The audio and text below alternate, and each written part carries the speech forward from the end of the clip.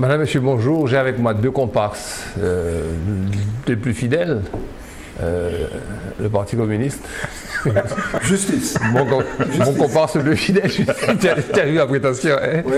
Justice à la personne de Michel Branchi. Bonsoir à tout le monde. Rédacteur en chef. Rédacteur en chef, oui. Directeur de publication.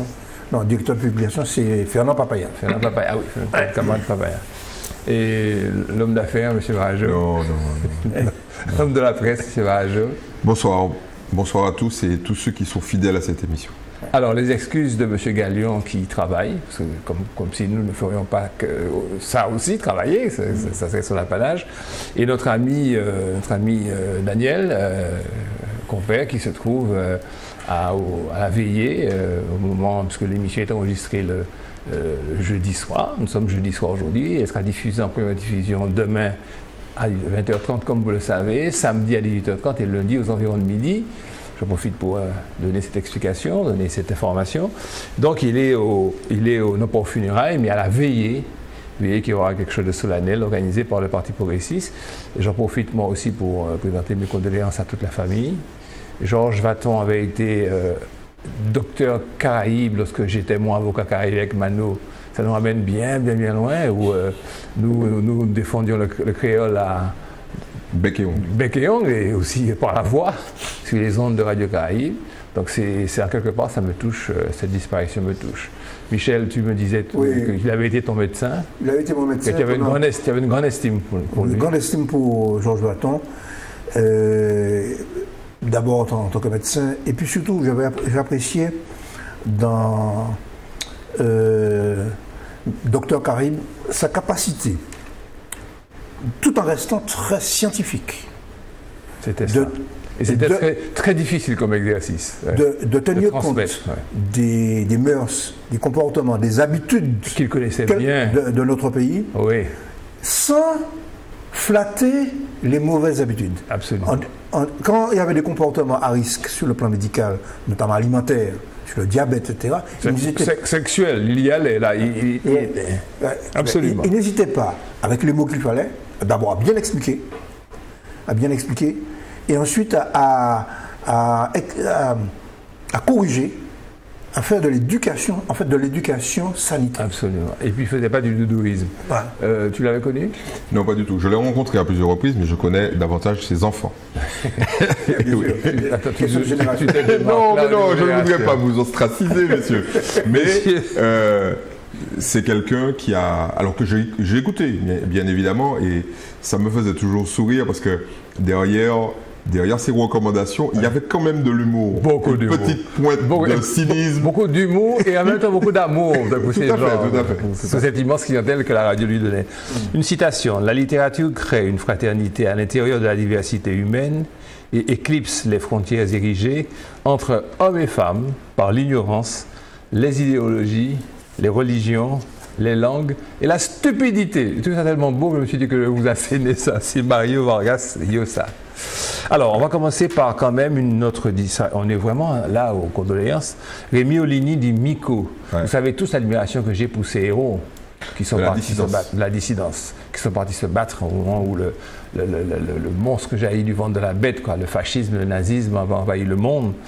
Il était l'une des dernières mémoires de la dissidence. Il est parti à 91 ans. On parlait tout à l'heure de l'âge des gens qui décèdent. Il était père de 6 enfants et grand-père de 9 petits-enfants. Il venait de recevoir l'hommage de la nation à l'Élysée, souvenez-vous, on en a parlé, on a rendu compte de ça. Okay. Et là aussi, notre petit corps que nous formons au sein de cette émission lui présente ses condoléances. Pas de croissance sans investissement des entreprises. On ne va pas débattre de ça, mais je voudrais qu'on réfléchisse que finalement, le gouvernement a décidé de prendre à bras le corps et notamment de permettre la... Comment on appelle ça encore? Les dotations pour amortissement, il a décidé de permettre à 150% de la valeur. C'est des mesures qu'il faudra décortiquer. Là, c'est pas de la dotation, hein. C'est carrément de la défiscalisation. La défiscalisation, ouais. Mais ça revient à te faire entrer des liquidités. Il reprend ce qu'a fait en gros Ponce En 1986. Oui, pour l'ensemble de la nation. Ça va leur coûter beaucoup plus cher. que ça nous a coûté à nous ici, là, finalement. Il n'y a pas Télébanouille, hein, mais il y a quand même l'ensemble de la nation. Et puis ils vont faire le SMA, et puis ils vont faire, etc. Et puis ils ont déjà commencé à nous imiter pour la maternité, la CTM. Et la CTM. La CTM, voilà. Ouais. Ok. On va parler un petit peu d'une chose qui concerne indirectement toute la nation, l'humanité, c'est la prostitution. Je vous fais un petit historique rapide. D'abord, en première étape, la France est, sous l'ère napoléonienne, le modèle d'une approche régulée de la prostitution. On s'en rend compte que c'est une réalité, donc on l'accepte comme phénomène, on l'intègre. En 1946, je vais très vite, hein, en 1946, les bordels, on va voir. 1946. 1946. Tu as fait de Napoléon, j'ai fait un bon. En 1946, les bordels deviennent illégaux. La France signe en 60 un autre bon, la Convention pour la répression de la traite des êtres humains et de l'exploitation de la prostitution d'autrui. Une convention. Et depuis, il y a un mouvement abolitionniste qui est très fort, très puissant dans ce pays-là, qui fait que d'abord, on n'est plus autorisé la prostitution en maison dite close. Pour une loi de 1946, elle n'est pas non plus sanctionnée par la loi pénale, puisque c'est une réalité qu'on ne peut guère contester. En quelque part, la prostitution, qui, elle, n'est pas sanctionnée, constitue le préalable de certains délits, le proxénétisme et puis le démarchage, comme vous le savez, passif. C'est une profession libérale, c'est les personnes qui la pratiquent paient des impôts, mais ne peuvent théoriquement pas faire de pub et de démarchage. Des chiffres rapides, 2011, on compterait entre 18 000 et 20 000 personnes prostituées au niveau de la France. Prostitution de rue. Et de 10 à 20% étant des hommes. Mais il y a près de 10 000 annonces dénombrées au moment où on sort ces chiffres de publicité sur le net. En tous les cas, 91%, près de 100% des femmes prostituées de rue seraient étrangères. Quelque chose de difficile à accepter. 74% des réseaux mafieux seraient internationaux. Et les 2/3 de ces femmes proviendraient à l'heure actuelle des pays de l'Est. Et les autres des pays très chauds, Est et puis Ces estimations restent controversées car elles ne tiennent compte qu'effectivement la prostitution de rue qui peut être chiffrée, qu'est-ce qui se passe dans les alcôves et dans les secrets du net notamment, on n'arrive pas à savoir. En tous les cas, et ça pose des questions. Vous savez que le Sénat a rétabli la situation antérieure, savoir que simplement le démarchage actif ou passif seul peut être réprimé, mais que la prostitution en soi ne l'est pas et que le client non plus n'est pas répréhensible. Je vous laisse la parole parce que je pense que j'ai campé. Si j'ai oublié quelque chose, vous complétez. Plus dans le projet de loi inspiré par Najavalou Belkacem, il y avait un projet de pénalisation du client. Et c'est ça qui a un peu mis le feu aux poudres. Et il semblerait d'ailleurs, ça explique un petit peu la mollesse avec laquelle, maintenant que le dossier a été repris par Marisol Touraine, sur cette question, faut-il considérer, à partir d'une analyse de certains courants féministes, qui expliquent que le fait d'acheter un acte sexuel est une violence. Alors là-dessus, il y a de nombreuses discussions avec les spécialistes, des psychologues, des neurologues, des psychiatres, etc. Des sociologues. Et des sociologues et des moralistes. Alors moi je dis tout ça, mais pourquoi pas la lapidation aussi, hein. Pendant qu'on y est. Pendant qu'on y est. Bon, alors, non, moi je crois que c'est un problème difficile. Il faut, dans un premier temps, séparer la question morale de la question quand même économique et sociale. Si je prends l'exemple de la Martinique. Bon. Nous avons des prostituées qui viennent de Saint-Domingue. Bon. Attends, je vais t'interrompre. Il y a quelque chose de gênant parce qu'à 100%, bon là, à 91%, elle est étrangère en France. Mais ici, à 100%, elle est étrangère aussi. Non. Les chiffres qui ont... Alors, il y a une association qui, justement, s'occupe de ces problèmes.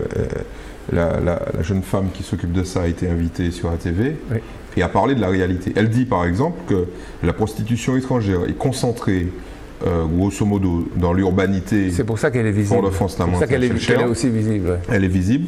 Par contre, il y a une prostitution locale qui est répartie sur tout le territoire, mais qui est visible par contre dans les marinas, et notamment dans la marina du Marin. Et là, elle est 100% locale. Donc il faut faire attention à ça. Tout à fait. En tout cas, cette prostitution est incontestablement liée à la misère. Ouais. Donc, et les clients de cette prostitution, c'est une autre forme de misère, c'est ce qu'on appelle la misère sexuelle. Ouais. En plus, comme notre peuple est quand même aliéné par les questions de couleur de peau, le fait de pouvoir accéder à un rapport sexuel avec des personnes de couleur claire, et relation tarifée, est perçu par certains comme une sorte de revanche sur quoi ils ne peuvent pas accéder dans l'existence normale. Tu subodores ça, mais c'est le résultat d'enquête. C'est le résultat de ce que j'observe, parce que surtout que le journal Justice est au cœur du problème, et que nous avons vu en 10-15 ans, nous voyons bien quel type de clientèle. Ouais. Hein, à côté de nous, on a bien vu comment se passent les choses.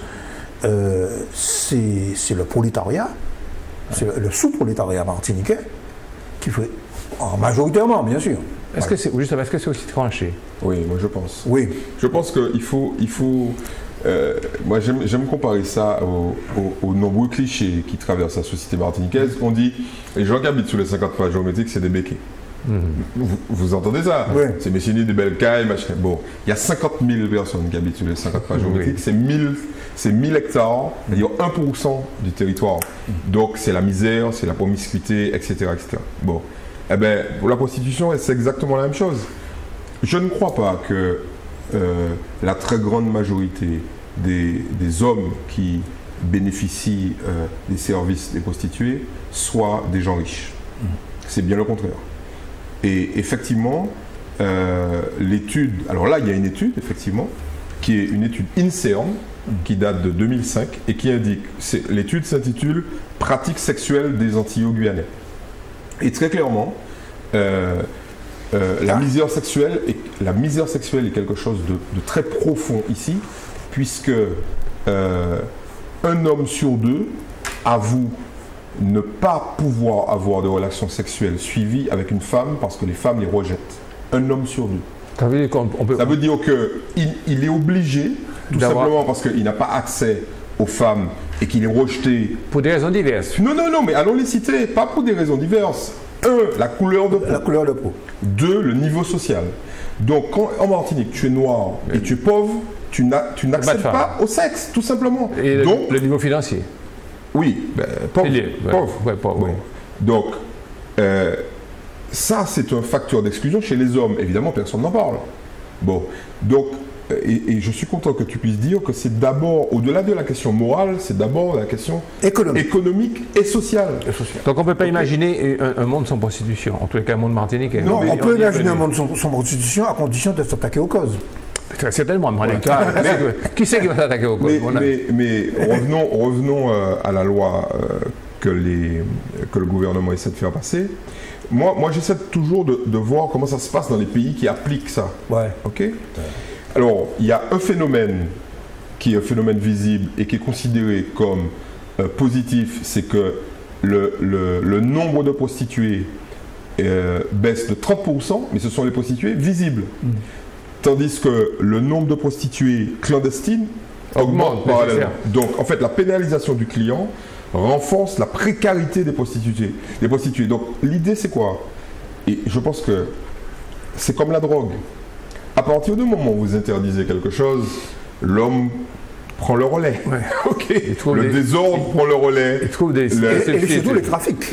Mais oui, c'est ça. C'est l'idée, c'est que la nature a horreur les mafias. La nature a horreur du vide. Donc en fait, la solution, c'est quoi? C'est de légaliser la prostitution. On va y venir. Masculine et féminine. Et revenons à la Martinique. Est-ce qu'il existe réellement une prostitution masculine? Bien sûr. L'étude dont je parle. Allez voir. Je ne sais rien. Ah ouais, non, mais on est là pour ça. L'étude dont je parle, l'étude INSERM sur. Alors, est-ce que tu peux la reciter quand même, parce que sur les pratiques sexuelles des Antillo-Guyanais. Voilà, donc elle est accessible, elle est en ligne. Et le le taux de bisexualité chez les Martiniquais, Guadeloupéens et Guyanais est, attention, c'est du déclaratif. Hein. C'est pas les gens ne trichent pas et disent oui, je suis bisexuel. Et en face à face, hein, ces études en face à face, c'est pas au téléphone, ok. Et 4 fois plus élevé aux Antilles-Guyane qu'en France. Donc, quand tu as déjà un taux de bisexualité qui est 4 fois supérieur c'est 2,5%. C'est 2,5% de la population masculine. Est-ce que cette même enquête a été faite avec les mêmes questions en France. C'est une enquête nationale. Et elle est faite département par département. Et on compare. Est-ce que la conception que l'on a de l'homosexualité en France est la même que celle qu'on aurait de l'homosexualité ici? Mais ici, l'homosexualité est un tabou majeur. Donc quand un type te dit qu'il est bisexuel, c'est qu'il ne se cache pas, malgré une société taboue. Et en France, les gens ont moins peur de dire qu'ils sont homosexuels qu'aux Antilles. Que pour lui avoir des relations avec un homme ou une femme. Et pour lui, avoir des relations avec un homme ferait de lui nécessairement un homosexuel. Il ne considère pas l'idée, dans les questions, il n'y a pas la notion d'homosexualité n'existe pas. Parce que l'homosexualité, dans ce type d'enquête, c'est déjà un biais. Oui. Parce qu'on définit, on définit par, on dit, est-ce que vous avez des relations sexuelles avec des hommes ou des femmes? Donc, cette notion de bisexualité, ici, on en rit souvent, mais bon, quand on regarde nos expressions culturelles, elle est là. Hein. Quand on regarde le carnaval, c'est de la bisexualité, non pas assumée, non pas, comment dirais-je, exprimée, mais suggérée, au minimum suggérée. Et le rapport bizarroïde qu'entretient l'homme noir, c'est pareil en Afrique, hein, c'est pareil en Afrique, c'est pareil dans le sud des États-Unis, avec l'homosexualité, est un phénomène culturel que beaucoup de sociologues tentent d'expliquer, mais qu'ils ont vraiment du mal à expliquer. Ce qui veut dire qu'en conclusion, ou en pré-conclusion, l'existence de la prostitution, la non-pénalisation de la clientèle et l'existence de réseaux, malgré tout, ce sont des données qui sont immuables. Non, moi je crois qu'il faut combattre la prostitution parce que malgré tout nous sommes dans une société, et c'est là qu'intervient quand même l'élément moral, que j'ai voulu écarter dans un premier temps, mais il y a l'élément moral, c'est que je dirais qu'en tant que je combats contre la marchandisation du travail, il faut combattre la marchandisation de l'homme et de l'acte sexuel, de l'acte d'amour. Et que il faut mais la question, c'est quelles armes utilisons-nous? Je crois que l'arme, c'est tuer le marché. C'est tuer le marché. Il y a une offre et une demande. Voilà, c'est ce que nous avons démontré. On tue le marché. On tue le marché comment? On établit une maison close. Non, on va pas. Non, parce que la maison close, pour gérer une maison close, faut un trafiquant, quoi.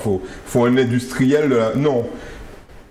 Chaque femme et chaque homme devrait pouvoir avoir le droit de faire du commerce individuel de son corps. Mais attention, en toute transparence. C'est-à-dire que tu deviendrais un travailleur du sexe, mais avec un numéro SIRET, Mais c'est le cas actuellement. Non, mais non. Il y a tellement de répression.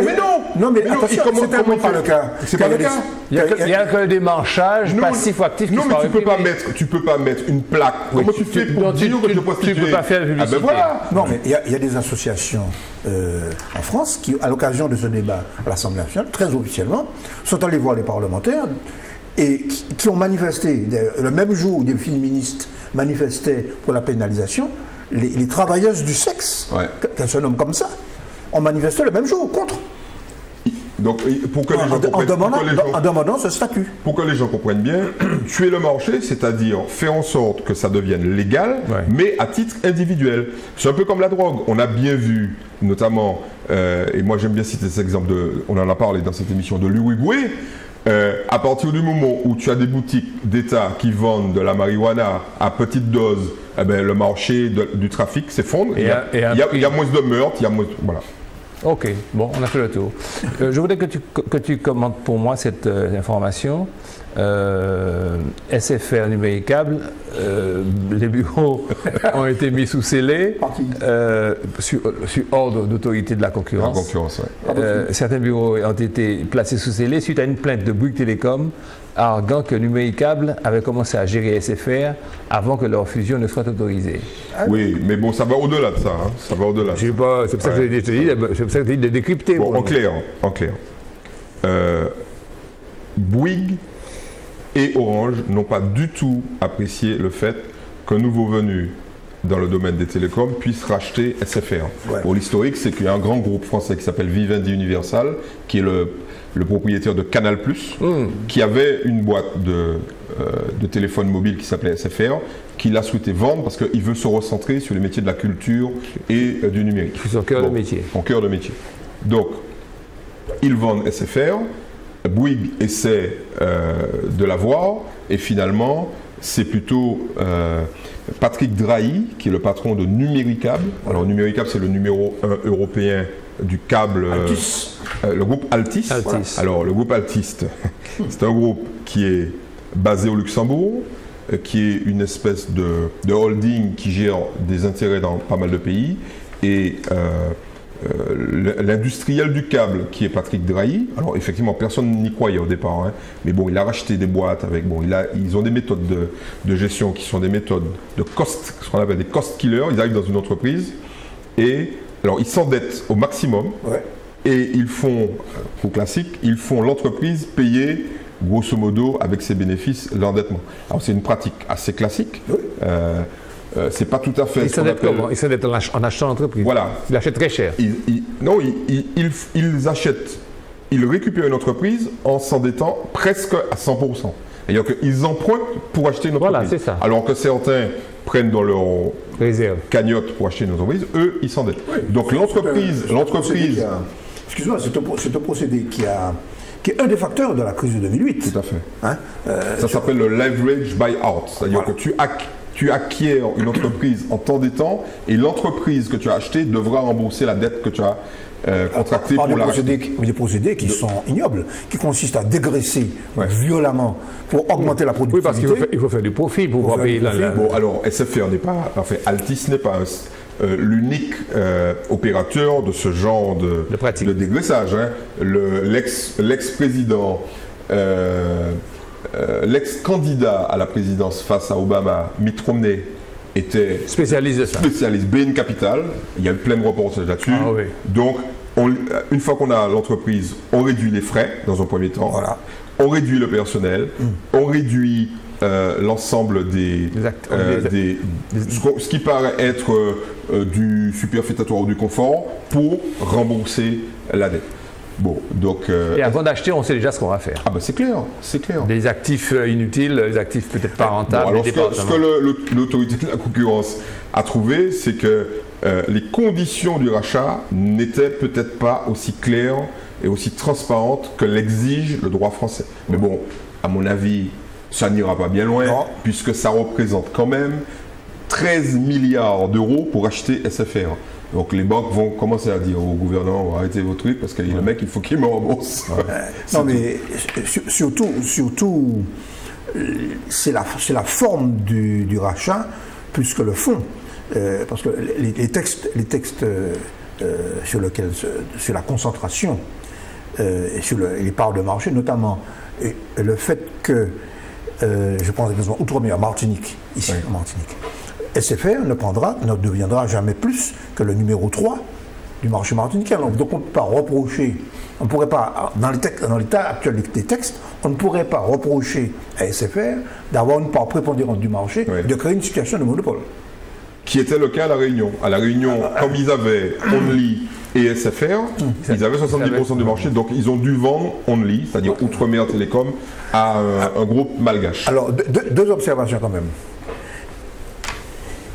La première, c'est qu'ils ont racheté donc Outre-mer Télécom, que tu as nommé, qui était une entreprise qui a d'abord été une entreprise de capitaux locaux. Il y avait notamment GBH, entre autres, qui a été racheté après par des fonds de pension. Donc le petit capital local a été écarté. Non, parce que c'est quand même intéressant aussi de la sociologie. Non, L'histoire de cette boîte est quand même assez emblématique. C'est emblématique de ce qui se passe Donc, et on voit arriver une entreprise importante sur le marché français qui ne considère pas l'outre-mer comme quantité négligeable. Donc je crois qu'il faut quand même... Tout à fait. C'est de la même manière qu'on voit à l'heure actuelle dans les marchés publics, dans les appels d'offres, les mastodontes français éliminer les petites entreprises locales. Bon. La mondialisation dont nous parlons régulièrement, elle est là. Elle est là. C'est-à-dire que... Alors, et même les capitalistes locaux, on pourrait les nommer les béquets, ne peuvent pas résister. Oui, dans le Rhum, ils ont quasiment disparu. C'est-à-dire, alors, il m'a été dit, c'est un sujet que nous devrions débattre, que ces grosses sociétés qui participent aux appels d'offres ici établissent des systèmes de marge colossaux. Pour l'eau, par exemple, les sociétés d'affermage, les chantiers, ils ont, enfin, c'est un opérateur local qui me le dit, enfin, c'est un entrepreneur local qui est dans les affaires. Ils sous-traitent certaines activités par de petites entreprises locales à qui les tarifs qu'on leur donne sont extrêmement bas. Donc en gros, c'est un système d'écrémage. Ouais. Il y a une vision qui est quand même intéressante, mais je dirais que c'est plus complexe que ça, parce que parfois, au contraire, ils pratiquent des prix tellement bas pour tuer le marché que... Ah, mais après, ils reprennent. Oui, ils reprennent après. Mais ce qui est intéressant, c'est que personne n'échappe à la mondialisation. Oui. On peut être une toute petite île, on est dans le viseur de multinationales qui considèrent que 400 000 habitants plus la Guadeloupe, plus la Guyane, ça fait 1 million d'habitants. 1 million d'habitants, c'est l'équivalent de la région lilloise ou marseillaise. Qui est-ce qui va renoncer à 1 million d'habitants? C'est l'équivalent du Sénégal, de la Tunisie. Voilà. Ok, messieurs, vous avez dû tous lire l'interview faite par Gabriel Gagnon de Pierrot Petit. Qui a défrayé la chronique. Et je pense qu'on pourrait essayer de travailler un petit peu sur ce sujet-là, ça va nous permettre de gloser. Alors d'abord, une citation d'un communiqué de Mon Plaisir à la suite de ça. Ah là là là là. Alors, il dit « Non, Petit Pierre ». Attendu que Petit, c'est le patronyme et Pierre, c'est le prénom. Petit Pierre. Tout le monde ne va pas à la soupe progressiste. Pierre Petit ne sera pas le premier grand serviteur de son pays à avoir voulu le servir trop longtemps. Le maréchal Pétain, grand vainqueur de la Première Guerre mondiale, a voulu faire une guerre de trop qui l'a conduit jusqu'à la collaboration. Si Pierre Petit est aujourd'hui prêt à cautionner le PPM et à le dédouaner en semant le trouble dans les esprits, j'invite tous ceux qui, comme moi, lui ont fait un temps confiance à ouvrir les yeux et à ne pas accepter de capituler en contrepartie d'un rôle de supplétif, ratifié de promesses de place que l'on se distribue avant que le peuple n'ait tranché. Ouais. Ça, c'était la réaction. Alors, grosso modo, si vous voulez, les points sur lesquels il a communiqué, ça a été d'abord l'arrivée du PRM au sein de l'Alliance, le parti régionaliste de Mme Maignan, qui se targue maintenant d'avoir deux villes. Saint-Pierre, avec M. Raffin, et le Marigot.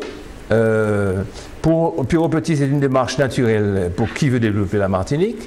Il explique que c'est ce qu'il préconisait déjà dans son fameux bouquin, il nous en parle beaucoup, Osons oser.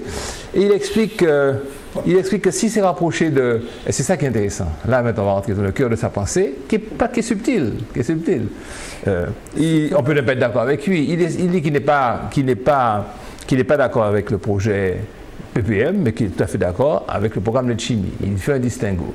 Premier point, messieurs, je vous laisse là-dessus vous exprimer. Est-ce que c'est cohérent sur ce point-là? Michel, après... Ce que j'ai cru comprendre, parce que souvent Pierrot Petit est difficile à comprendre. À suivre. Mais effectivement, il est subtil. Tu as raison, il ne faut pas le sous-estimer. Il a quand même à un moment donné su rassembler son camp, la droite. Et il a un réel impact. Je fais une petite digression. Il ne faut pas oublier que Pierrot Petit est le tombeur d'Edgar Nestoré au Morne Rouge, qui était un des maires qui avait la politique communiste, la politique la plus sociale de la Martinique. Bien avant les crèches, la gratuité dans les cantines, les effets scolaires, etc. Bon, en allant voir chaque habitant, en leur promettant un emploi. Bon, je ferme la parenthèse. Mais ça, c'est l'histoire. Parce qu'il a gagné, il est resté longtemps et qu'il a mis son épouse à sa place. Alors, non, mais il est redoutable. Ça veut dire par là qu'il est redoutable. Et les gens du monde rouge s'appellent des gens du... Les gens du monde rouge. Les gens du monde rouge s'appellent les Péléens. Les Péléens, les Péléens sont quand même pas des couillons. Bon, on continue. C'est rapport avec le PPM. Il dit une chose. Qu'il a adhéré au programme. Il a adhéré au programme et qu'il a toujours, en gros, il ne répond pas bien à la question. Il lui pose la question, est-ce que vous êtes autonomiste? Il dit le mot est galvaudé, bon, allez voir dans vos ans. Il ne répond pas. Non, mais il dit tout le monde est autonomiste. Il dit tout le monde est autonomiste. Bon, alors. Surtout, il dit tout le monde est progressiste. Tout le monde est progressiste. Et tout le monde est progressiste. Ah bon?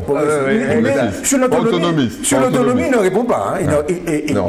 Très astucieusement, il renvoie à son bouquin. Bon. Et il laisse entendre effectivement qu'il a toujours s'est battu pour un pouvoir local. Ce qui est faux. Ce qui est faux. Bon. Mais tout le monde est progressiste. Et c'est ça, à mon avis, l'ambiguïté.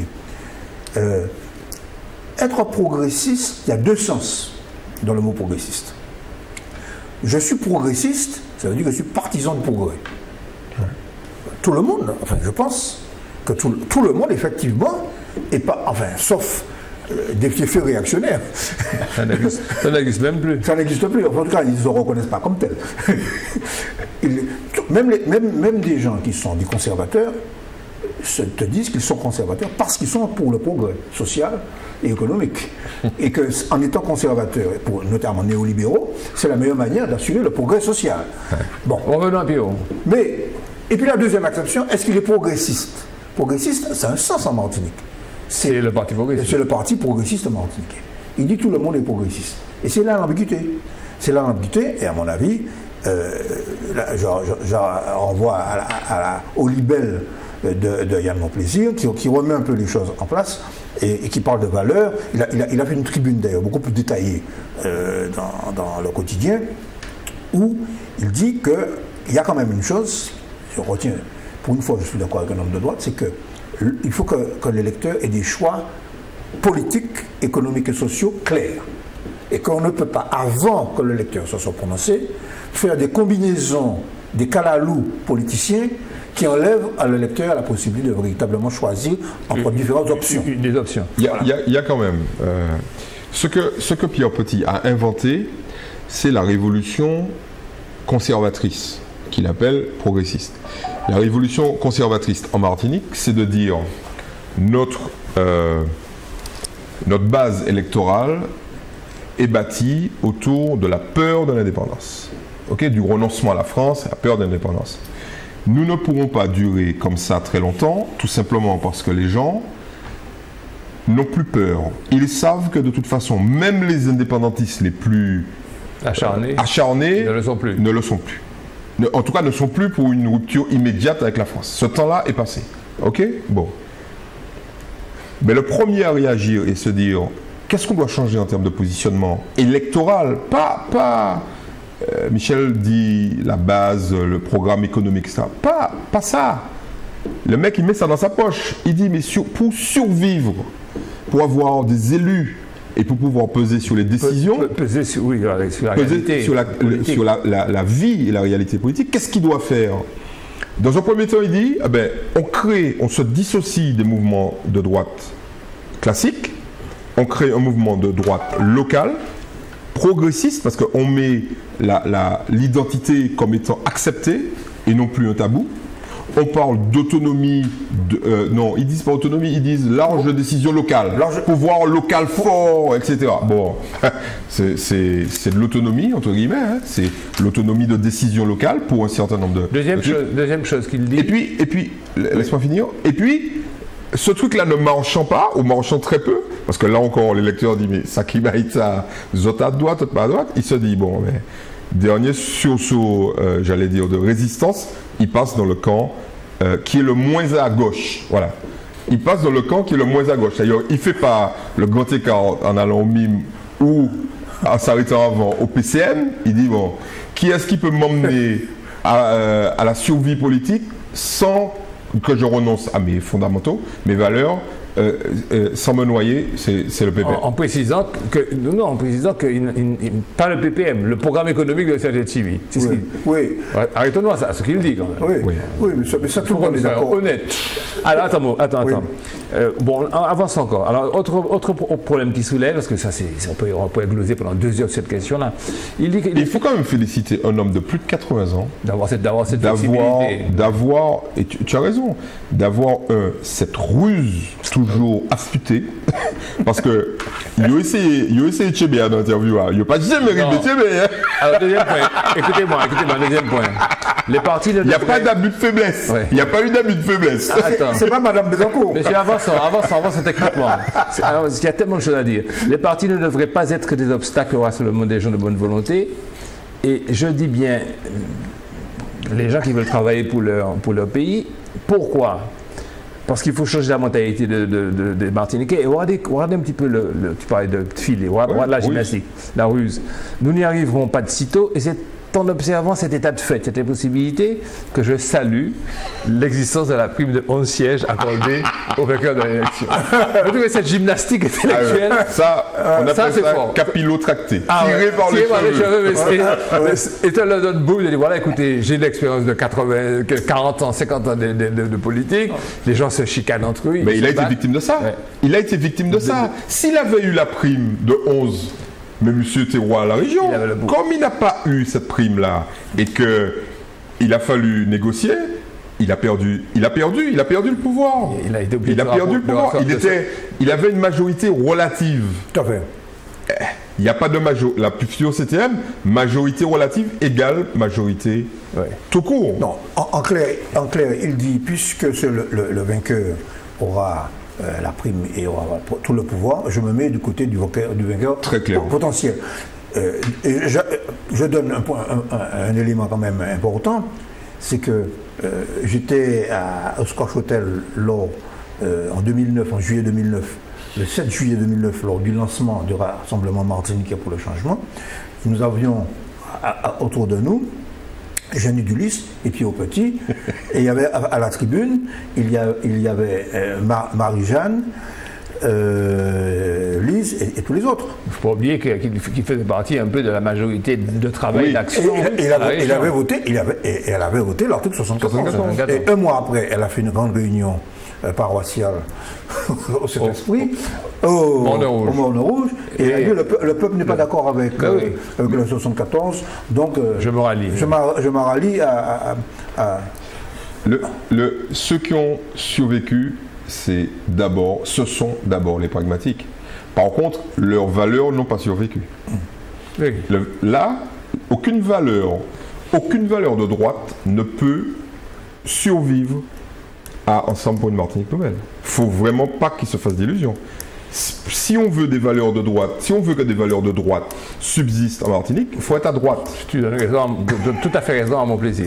Alors, l'interview de mon plaisir d'ailleurs, la tribune de mon plaisir, à mon avis est intéressante, c'est que moi je pense que c'est bien que, j'aborde peut-être la suite, puisqu'on doit parler de est-ce que la droite a une chance.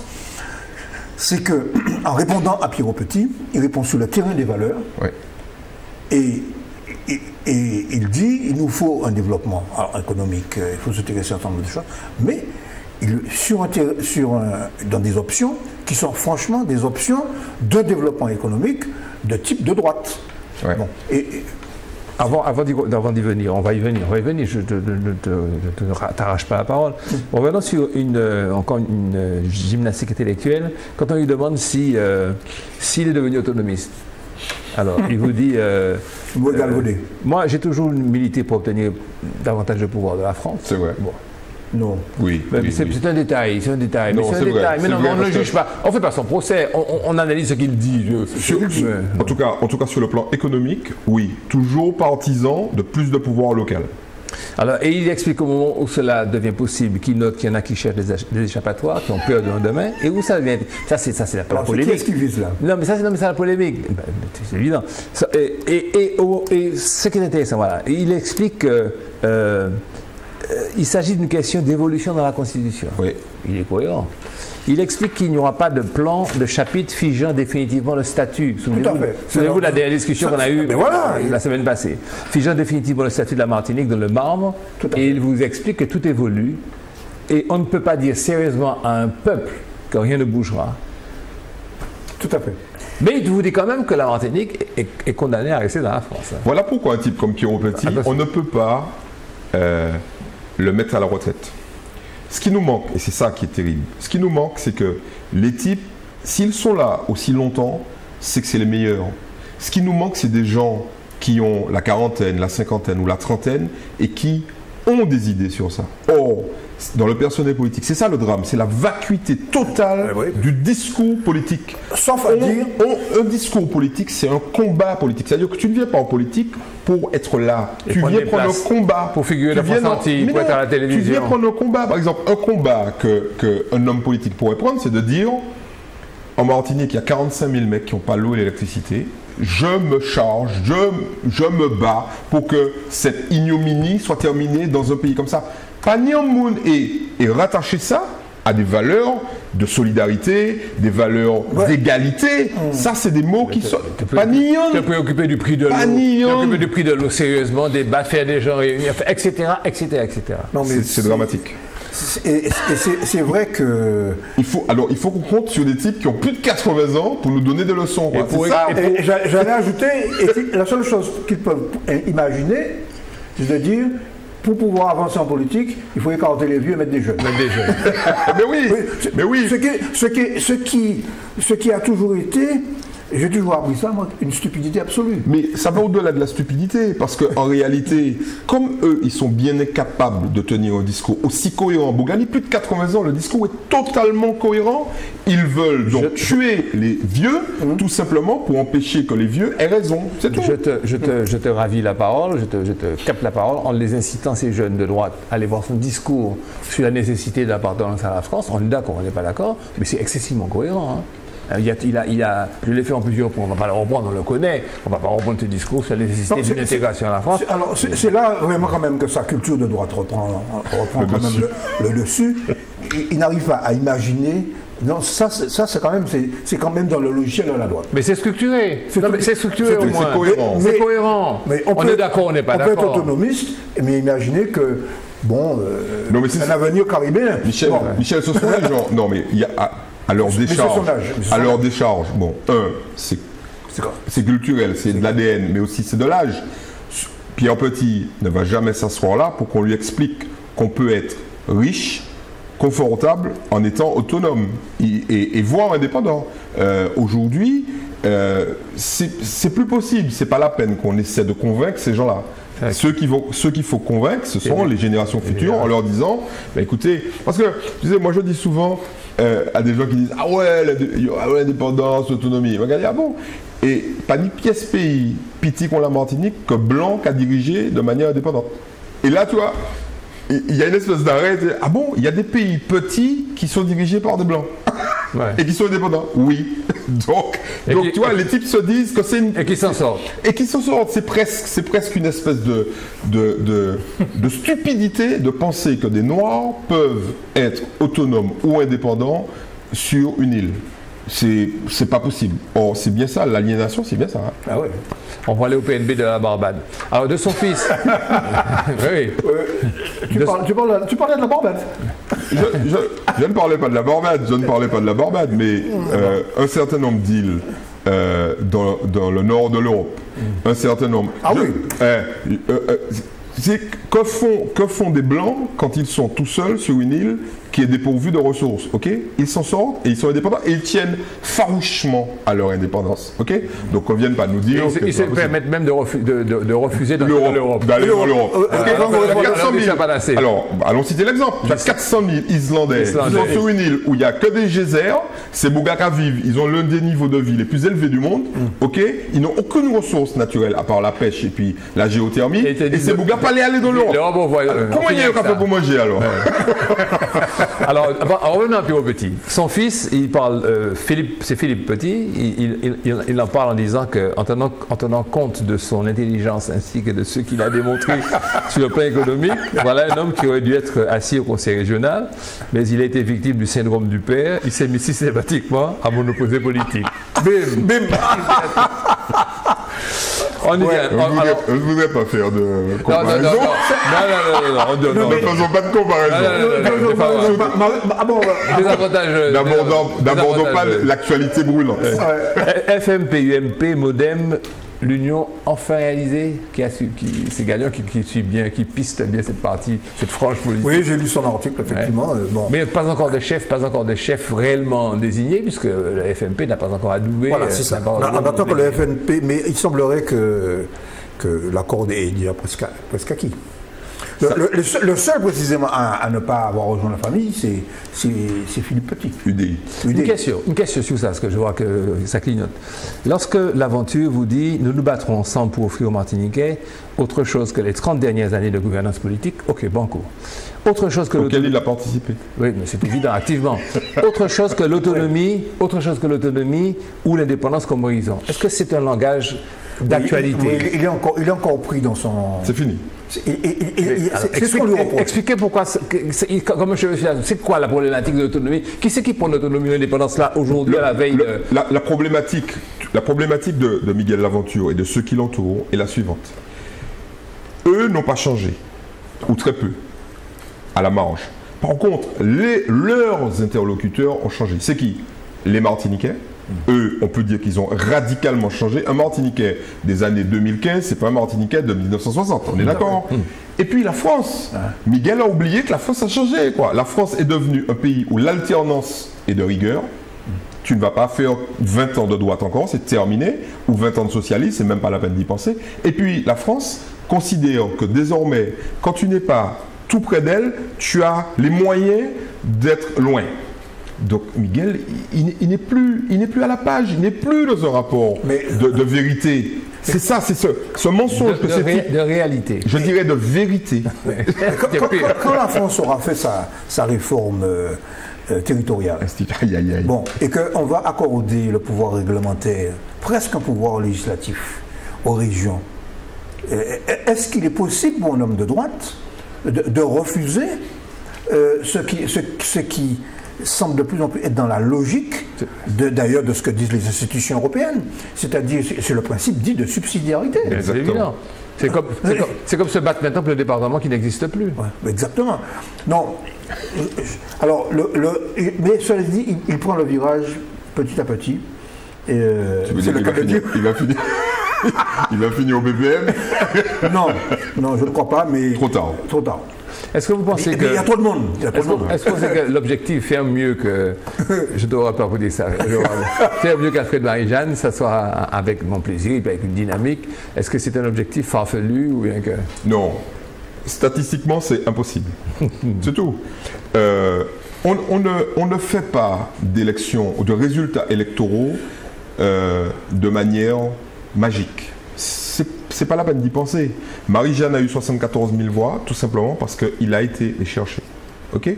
Vous voyez des mecs de droite aller chercher des voix là? Chaque jour qui passe, c'est du travail en moins sur le terrain. Mais non, de toute façon, les projections, que ce soit les nôtres ou celles de nos instituts concurrents, indiquent très clairement que la droite aura entre 1 et 4 sièges. Il y a 4 sections. Maintenant, il faut savoir qui aura un siège. C'est ça la réalité. Alors on peut douter des projections, mais les projections sont liées aux résultats électoraux.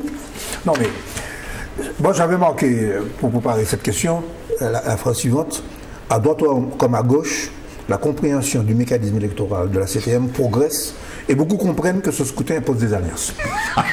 Moi, ce que j'ai dit. On l'a dit, tu sais qu'on l'a dit dès le début. On l'a dit dès le début. Mais pourquoi vous n'avez pas écouté? Mais invite-les. Allons les inviter. On a fait des émissions ici. Mets-les avec nous. Une fois, chacun, voilà, invite chaque leader avec nous le vendredi soir et puis on va lui expliquer. Non, mais... En fait, les leaders qui ne veulent pas faire d'alliance. Oui. Est-ce que vous avez lu la tribune de Louis Mauger politique publique. Pour la direction de combat ouvrier, où il explique que d'abord il attaque les élus en disant qu'ils se montrent tout solidaires de leur président, mais tu vois où je veux en venir.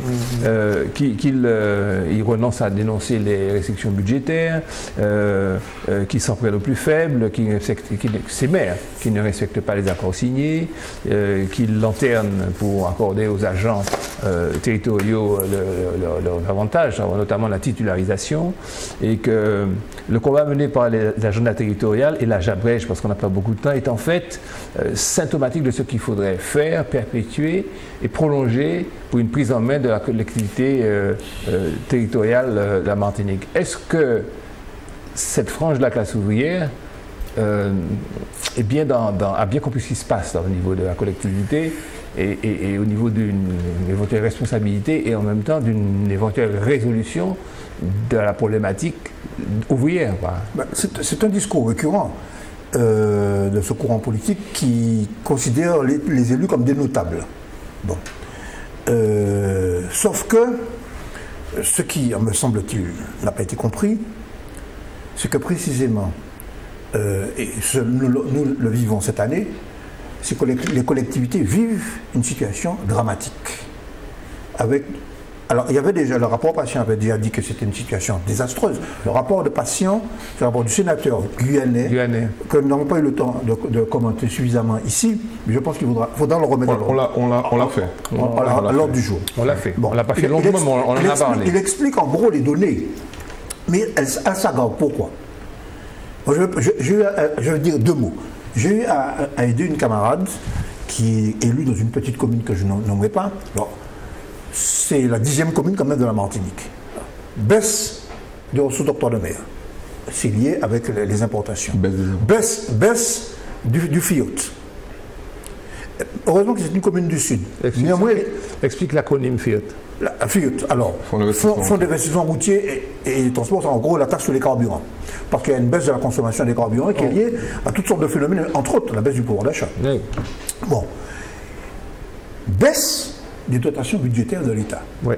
Bon. Petite augmentation des bases fiscales. Pourquoi? Parce que c'est une commune où, heureusement, dans la baisse totale de la population, il y a un report de la population du nord vers le sud. Oui. Une migration. Bon. Mais néanmoins, résultat des courses, augmentation des impôts de 15%, imposés par les banques, pour que cette commune puisse réaliser un petit 2,5 millions d'investissement en 2015, qui recule. C'est ça la situation des fameux notables. Autrement dit, pour avoir un financement, ils sont contraints d'augmenter les impôts. Le banquier te dit, monsieur, il y a un ratio. Vos ratios, monsieur, pour que vous puissiez me rembourser, il faut que j'explique un peu la technique, hein, il faut que vous ayez une CAF, une capacité d'autofinancement qui couvre le remboursement du capital de la dette. Comme pour un particulier, voilà. Il y a une différence. Il faut augmenter ses revenus. Et la seule façon d'augmenter ses revenus dans une commune, c'est d'augmenter ses impôts. Mais il y a quand même un truc, il y a une bombe là qui est importante. Tout à fait. Ces villes emploient au total des dizaines de milliers de personnes. Voilà. Okay? Et ce que les municipaux devraient comprendre, ils ont raison quand ils disent qu'il ne peut pas avoir de misère dans une commune, parmi le personnel communal. Ça, c'est pas possible. C'est vrai. OK? Ils ont raison quand ils disent, attendez, vous avez fait des investissements qui sont complètement dispendieux, vous avez construit des médiathèques, des trucs. Non! OK, très bien. Ils ont tort quand ils disent, il faut absolument que, à partir d'une certaine date, tout le monde soit titularisé. Il y a un équilibre à trouver entre ça. Pour quelle raison? Et c'est ça qu'ils n'intègrent pas. C'est que 45% des municipaux partent à la retraite dans 10 ans. Donc, ils devraient se dire, bon, on nous pas de chemin là, depuis actuellement, puisque dans 10 ans, les types vont partir à la retraite. Or, le problème, c'est qu'ils veulent que les types partent à la retraite en ayant été titularisés. Donc, ils devraient dire, allons titulariser d'abord les plus anciens. Et pas les plus jeunes. Mais les plus jeunes, pas qu'attendre ça. Tu titularises un type. Alors, comme ils vont de toute façon partir à la retraite, allons leur donner la priorité de la titularisation. De terminer leur vie. Comme ça, ils auront une retraite acceptable. Les jeunes ont le temps, ils ont le temps. Non, la problématique majeure, c'est ça. Or, ils devraient jouer de ce levier de départ à la retraite massif. La moyenne d'âge, par exemple, de la CTM, la future CTM, Conseil général, Conseil régional, c'est 45 ans. La moyenne d'âge. Ça veut dire en clair qu'il y a toute une partie des agents qui partiront à la retraite relativement tôt. Donc ça va moins peser sur le budget. Donc allons patienter un peu et donner, et c'est ça, on revient à notre débat de tout à l'heure, donnons la priorité à ceux qui partent. Je trouve ça intéressant. Cette émission est très intéressante. Merci beaucoup. Peut-être parce que vous êtes peu nombreux. Non, mais alors, c'est vrai qu'en plus, bon, il y a une véritable angoisse chez ces personnels municipaux. Hein, moi, je n'aime pas le mélange des genres. Syndicats. Si c'était le Parti communiste qui avait fait ça avec la CGT, on nous aurait tiré dessus. Voilà. Ouais. Ok. Bruno Nestor à 0. Comprennent Non, je ne vais pas rentrer dans ça. Non, je ne vais pas rentrer dans ça. Bruno Nestor à 0, hors course pour la CTM. C'est une non-information. Un non-événement. Bruno Nestor à 0 a déclaré dimanche qu'il ne briguerait pas de mandat à la collectivité de Martinique. Il laisse sa porte ouverte malgré tout à des discussions avec le MIM, avec comme exigence la prise en considération de l'intérêt du Nord, mais ça c'est la parole. Hein. Il a donné rendez-vous sans précision de date pour leur annoncer sa décision de vote, parce qu'il faut soit focaliser sur lui. Il pèse quand même une dizaine de milliers de voix. 10 000 voix. On va continuer à le regarder. C'est clair. Il passera pas inaperçu. Hein. Et c'est justement pour cela qu'il compte peser dans la balance des discussions toujours possibles. En tous les cas, il serait... Enfin, alors, je vais essayer de synthétiser.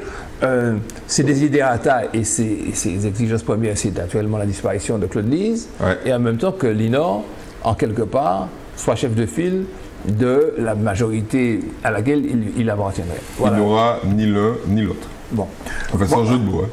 Moi, je crois que je vais me ranger à un commentateur de droite qui s'appelle Yves Léopold Montier, qui a dit que le putsch du G20 a échoué. Les médias, notamment notre confrère France Antilles, quand même, ont beaucoup fait mousser cette affaire. Il y a une chose qui est une réalité. Il y a la crainte d'un certain nombre d'élus, de maires, de ne plus pouvoir peser dans la collectivité. Moi, je crois que... Et quand est-ce qu'ils vont comprendre ça? Bon, moi, je crois que... En ce qui concerne le courant... En 2020, ils vont comprendre ça. Bon, le courant. Mon avis, dans les 4 sections, il faut les rassurer. Les intérêts territoriaux, les composantes territoriales seront prises en compte. Bon.